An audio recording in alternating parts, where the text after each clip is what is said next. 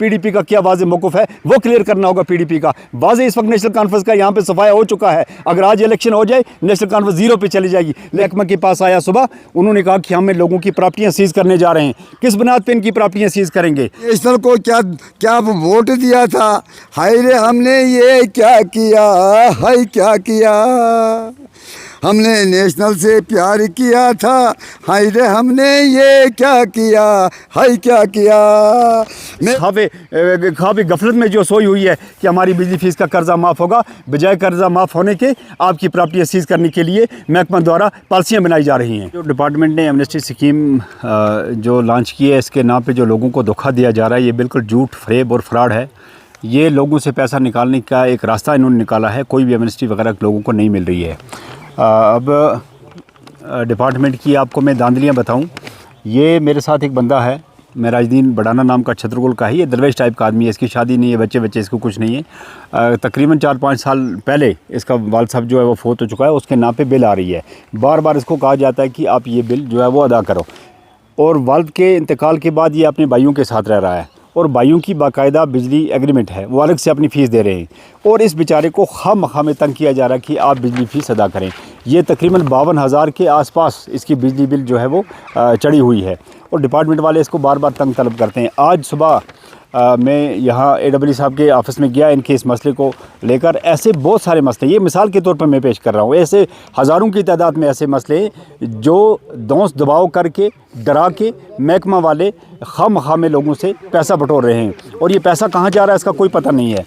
अब ये बंदा जो बेचारा बिजली इस्तेमाल ही नहीं कर रहा है पिछले कई सालों से, बिजली इसका घर ही नहीं है कि ये अपने भाइयों के पास रह रहा है। और मैंने जब इंचार्ज थे वहाँ AWE साहब जो है वो बज़ाते ख़ुद या नहीं है, और इंचार्ज साहब जब मैंने उनसे बात की, वो मुझे कहते हैं कि इन लोगों की हम प्रॉपर्टियाँ सीज़ करने लिए जा रहे हैं, जिन पे बिजली की फ़ीस का कर्जा है उनकी हम प्रॉपर्टियाँ सीज़ करने जा रहे हैं। महकमा वाले जो हैं वो प्रॉपर्टियाँ सीज़ करने का प्लान बना रहे हैं। हमारे MLA खामोश हैं जिन्होंने किस नाम पे वोट लिया, इक़्तिदार हासिल किया। हमारा चीफ मिनिस्टर इस पे खामोश है और डिपार्टमेंट जो है वो प्रॉपर्टियाँ सीज़ करने की प्लानिंग बना रहे हैं।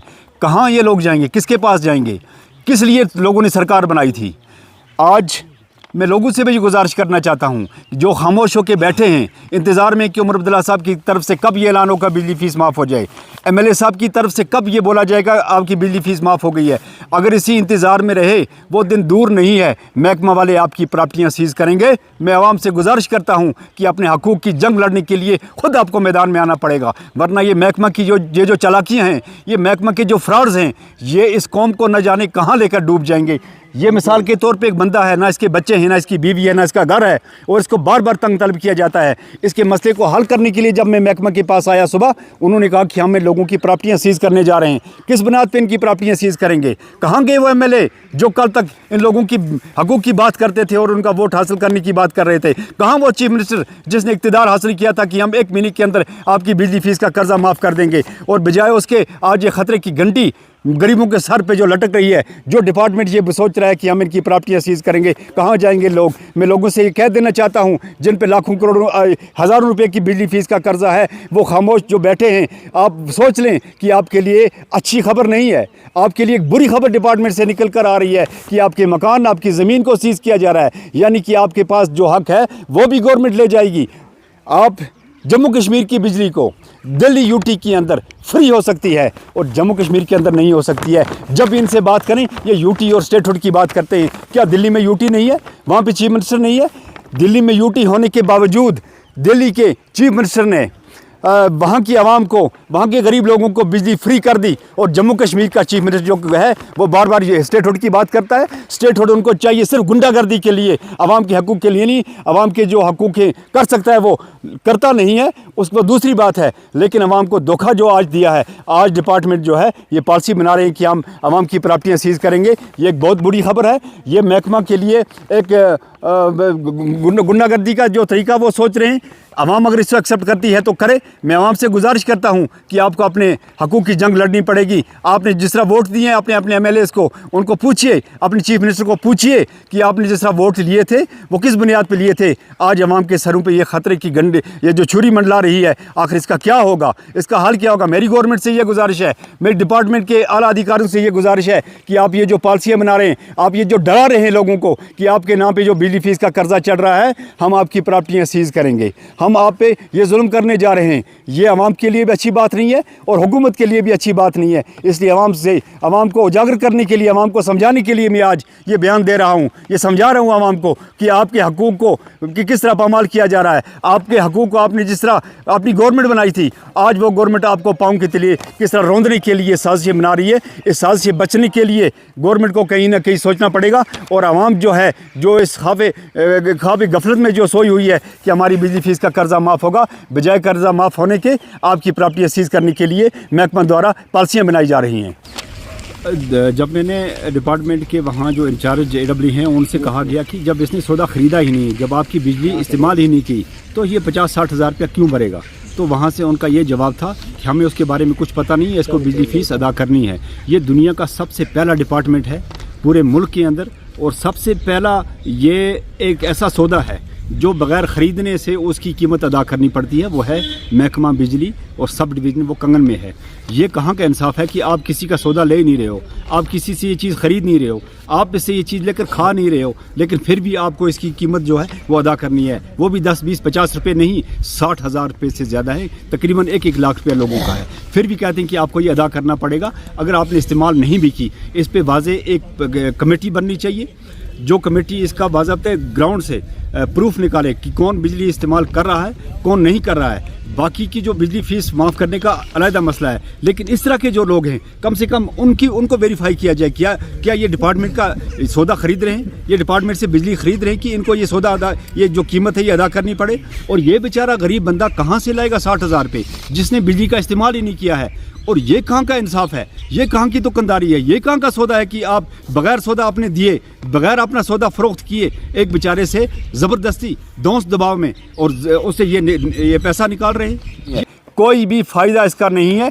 एक ज़रा भर मुझे बताए, मैंने सुबह से देखा हज़ारों लोगों को वहाँ, वो कह रहे हैं कि मैंने 20 हज़ार की मेरी बिजली फ़ीस थी, 30 हज़ार की थी, मुझे कहा गया कि आप 25 हज़ार भरें और 5 हज़ार आपको माफ़ कर दिया। और पिछले 6 महीने से मैं चल रहा हूँ दफ्तर में, मेरे 5 हज़ार जो है वो नहीं माफ़ हो रहे हैं। कहाँ की एमनेस्टी स्कीम है, कहाँ का फ़ायदा एमनेस्टी का। ये सिर्फ लोगों को बेवकूफ़ बनाने के लिए, लोगों से पैसा निकालने के लिए एक रास्ता से गवर्नमेंट ने और महकमा ने निकाला हुआ है। हमने 1 साल पहले ये वाज़े कर दिया था कि BPL कैटेगरी के लोगों के पास वक़्त नहीं है, उनके पास सकत नहीं है कि वो बिजली फीस अदा करें। मैं आवाम की तरफ से आज भी ये कह रहा हूँ कि आवाम के पास कोई भी ऐसा कोई गुंजाइश नहीं है कि वो ये बिजली फीस जो कर्जा है उसको अदा कर सकें। इसलिए महकमा को भी सोचना है और मौजूदा गवर्नमेंट को इस पर वाजिब पॉलिसी जल्दी अख्तियार करनी होगी। जब तक महकमा इसमें प्रॉपर्टी सीज करने की मुहिम छेड़े, उससे पहले चीफ मिनिस्टर को और MLAs को इसके खिलाफ बोलना पड़ेगा। उस एक कानून जो एक पॉलिसी है वो लानी पड़ेगी, तब जाके जम्मू कश्मीर के लोगों को, गरीबों को कुछ ना कुछ फ़ायदा मिलेगा। अदरवाइज़ इनके सर पे खतरे की घंटी है,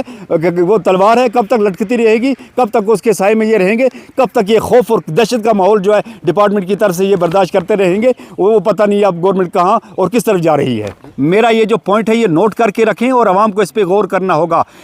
आज नेशनल कॉन्फ्रेंस के झूठ से लोगों का रुझान बदल गया है और दूसरी साइड से लोग जो हैं वो PDP की तरफ जो है उनका रुझान आ गया है। लेकिन PDP की क़यादत से मेरी गुजारिश है कि आपके पास आवाम के लिए कौन सी पॉलिसी है। क्या आप भी नेशनल कॉन्फ्रेंस की तरह लोगों को धोखा देके इक़्तिदार हासिल करने की कोशिश कर रहे हैं? ये वाज़े बता दें। आपके पास गरीब जो आवाम है BPL कैटेगरी का, उनका कर्जा माफ़ करने के लिए आपके पास कौन सी पॉलिसी है? आपके पास बेरोज़गारी को ख़त्म करने के लिए कौन सी पॉलिसी है? या फिर जम्मू कश्मीर के लोग 2 चक्कियों के बीच में पिसते रहेंगे, कभी नेशनल कॉन्फ्रेंस की चक्की के नीचे पिसते रहें, कभी PDP की चक्की के नीचे पिसते रहें। अगर PDP के पास भी कोई वाज़ेह पॉलिसी नहीं है तो बराए करम खुदारा लोगों को धोखा न दीजिए। नेशनल कॉन्फ्रेंस ने धोखा दे दिया, अब PDP वाले जो हैं उनकी भी पॉलिसी क्लियर होनी चाहिए। कल ऐसा ना हो जिस तरह लोग नेशनल कॉन्फ्रेंस ने धोखा देके इक़्तिदार हासिल किया, इसी तरीके से आप भी धोखा देके इक़्तिदार हासिल करें तो हम भी फिर भी बोलते रहेंगे। आपको वाज़े अपनी पॉलिसी क्लियर करनी होगी। अगर आपके पास आवाम के हकूक़ के लिए कोई पॉलिसी वाज़े नहीं है तो लोगों को धोखा ना दीजिए। लोग अल्टरनेट ढूंढेंगे, कोई अपना मुतबादिल ढूंढेंगे जो लोगों की बात करे और जिसके मंशूर में लोगों की बात हो, क्योंकि पॉलिटिकल प्रोसेस है और पॉलिटिकल प्रोसेस के ज़रिए ही लोगों के मसाइल हल होते हैं। जब तक पॉलिटिकल प्रोसेस सही तरीके से ना चले, यहाँ पे लोगों की अच्छी तरीके से कोई सियासी पार्टी नुमाइंदगी ना करे, तब तक मुझे नहीं लगता कि लोगों को कोई फ़ायदा मिलने वाला है। अगर इस वक्त लोगों का रुझान पीडीपी की तरफ चल चुका है और पीडीपी को भी ये सोच रहा है कि अगर आपके पास वाज़े पॉलिसी है तो लोग बताइए, अगर आपके पास कोई वाज़े पॉलिसी नहीं है तो फिर बता दीजिए। आप जो बात करते हैं आर पार के मुज़ाकरात की, वहाँ पे मोदी बैठा हुआ दिल्ली में, मोदी साहब किसी के साथ मुज़ाकरा करने के लिए तैयार नहीं है और जम्मू कश्मीर के लोगों को इस झांसे में, इस धोखे में ना फंसाइए। आप आवाम की बात करें, आप आवाम को क्या देने जा रहे हैं। जो बुनियादी मसाइल है आवाम के, उसमें पीडीपी का क्या वाज़े मौक़िफ़ है वो क्लियर करना होगा। पीडीपी का वाज़े इस वक्त नेशनल कॉन्फ्रेंस का यहाँ पे सफाया हो चुका है। अगर आज इलेक्शन हो जाए नेशनल कॉन्फ्रेंस ज़ीरो पे चली जाएगी, लेकिन पीडीपी को भी ये वाज़े क्लियर करना होगा। अगर पीडीपी के पास भी कोई वाज़े पॉलिसी नहीं है तो क्लियर करें कि आवाम अल्टरनेट कोई ना कोई एक रास्ता निकाले जहाँ से आवाम को फ़ायदा मिलेगा। मेरे नाम रायदीन बडाना। कहाँ से हो आप? छतरपुर। जी आप मैं बोल रहा था मेरी बिल माफ़ करो। अच्छा। हम सुबह आया था, इसको सरपंच साहब को ले गए, उससे बोला मैं उन्हें नहीं बैठा लिया। क्या बोला उन्होंने? उन्हें बोला या नहीं होगा माफ़। कम कुछ किया? ना ना कख नहीं किया। कम भी नहीं मान रहे? ना ना नहीं मान रहे। वहाँ से तमाम अवाम से मैं अपील करता हूँ, आप बाखबर रहो और स्टैंड हो जाओ इस बारे में कि जो आज तक हमें धोखा दे दिया है गवर्नमेंट ने, कि मतलब हमें गरीबों पर हमने इंसाफ कर दिया है कि हमने एक स्कीम एक लागू की है, जो स्कीम मौके पर जनाब वो दफ्तर वाले कोई अहमियत ही नहीं देते, उसके ना मानते हैं। मगर मुझे ये अफसोस से कहना पड़ता है क्या कि हमें ये घर घर के ठोकरे रोज़ खाने। हाय अफसोस, हाय अफसोस, हमने नेशनल को क्या वोट दिया था, हाय रे हमने ये क्या किया, हाय क्या किया। हमने नेशनल से प्यार किया था, हाय रे हमने ये क्या किया, हाय क्या किया। मैं अपील करता हूँ गवर्नमेंट से कि जो स्कीम हम पर लागू की थी हम गरीबों पर, मगर उस स्कीम का कोई लाभ नहीं हमें पहुँचता है, कि अब गवर्नमेंट एक पॉलिसी एक बनाती है हमारे गरीबों के खिलाफ कि हम जिसके पास बिजली फीस बकाया थे उसकी प्रॉपर्टी हम सीज करेंगे। मगर ये प्रॉपर्टी अगर सीज करेंगे, गवर्नमेंट को ये चीज़ सोचता है कि उनके लिए कहीं कॉलोनी बनानी है। तब बिजली डिपार्टमेंट कहते हैं हर एक जगह से मुझे फीस अदा नहीं करोगे हम आपकी प्रॉपर्टियों को सीज करेंगे। मगर ये अगर यही प्लान अगर रहा तो हज़ार अफसोस की बात है। और कहीं बिखर गए थे, क्या ये न सोचे कि नहीं इंशाल्लाह जो हमारे साथ इस वक्त ताउन करेगा वही फ़ायदे में जाएगा। बाकी वसलाम।